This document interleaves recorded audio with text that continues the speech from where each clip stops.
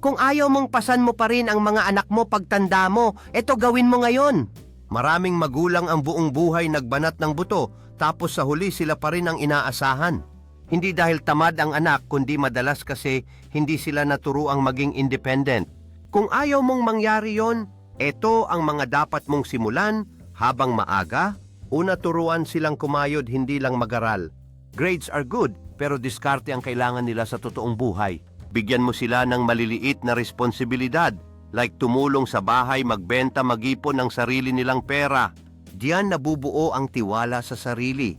Pangalawa, huwag gawing safety net ang bahay. Kapag kaya na nilang tumayo sa sarili, hayaan mo silang matuto.